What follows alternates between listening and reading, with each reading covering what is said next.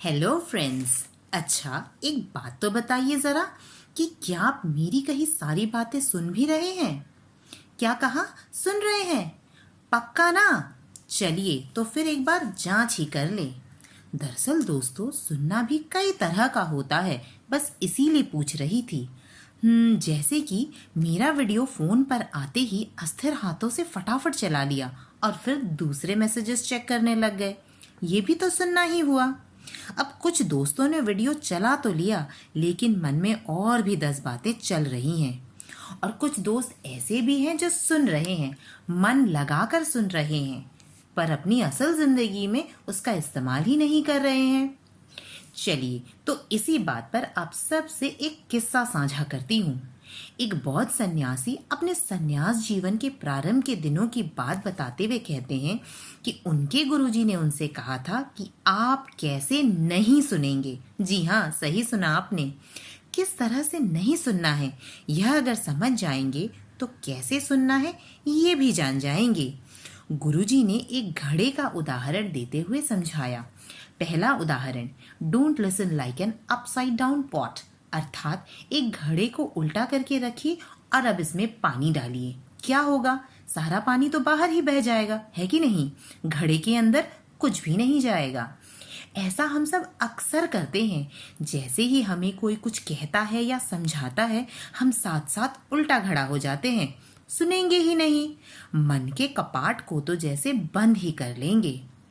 दूसरा उदाहरण हुआ, don't listen like a dirty pot, यानी कि घड़ा तो सीधा है लेकिन वह मैला है। हमारा भी कुछ ऐसा ही हाल है दोस्तों। कोई कुछ कहे, इससे पहले ही हम अपनी पसंद नापसंद को कहने वाले की बातों से जोड़ने लगते हैं। हम स्केप्टिकल हो जाते हैं, यानी कि कहने वाले की बातों को संदेह की दृष्टि से देखने लगते हैं। कही गई बातों में दोष ढूंढने की होड़ में लग जाते हैं और कभी कभी तो यह भी कह जाते हैं कि भाई यह बात तो फलाना फलाना किताब में और भी ज्यादा अच्छे से समझाया गया है। अब इन विचारों के साथ सुनने को सुनना कैसे कहें दोस्तों? चलिए तो तीसरा उदाहरण है, don't listen like a leaky pot, यानी कि घड़ा सीधा रखा है, गंदगी भी नहीं है, पर घड़े में छेद है। अब इसमें जो भी डालेंगे वह छेद से तो बाहर ही निकल जाएगा। इसीलिए दोस्तों, ध्यान से सुनने के बाद भी कई बार उन बातों को अपने जीवन में लागू नहीं कर पाते हैं। लेकिन दोस्तों, हम में से कुछ लोग इन तीनों उदाहरणों से परे हैं। जी हाँ, यही है कहानी में ट्विस्ट। हमारे बारे में बौद्ध गुरुजी भी नहीं जानते हैं। हम हैं चौथी प्रकार के घड़े।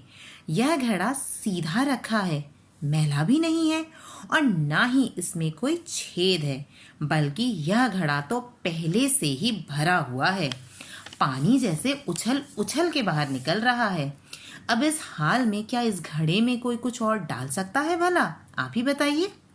हमें जब सब कुछ पहले से ही पता है, हमारे ज्ञान का घड़ा पहले से ही लबालब भरा पड़ा है, तो कोई और हमें कुछ सिखा सकता है भला, है कि नहीं? तो दोस्तों, ये जो 4 तरह का सुनना है, यह सिर्फ मेरे वीडियो के लिए नहीं है, बिल्कुल भी नहीं। यह 4 घड़ों का उदाहरण दरअसल हर तरह की बातों के लिए है। जैसे कि जब माँ बाप अपने बच्चों से कुछ कहते हैं, अध्यापक अध्यापिका अपने छात्रों से कुछ कहते हैं, सेमिनार वेबिनार, हर तरह की परिस्थिति के लिए है। तो दोस्तों, इन घड़ों को याद करते हुए बीच बीच में अपने आप को चेक जरूर कीजिए। बाय।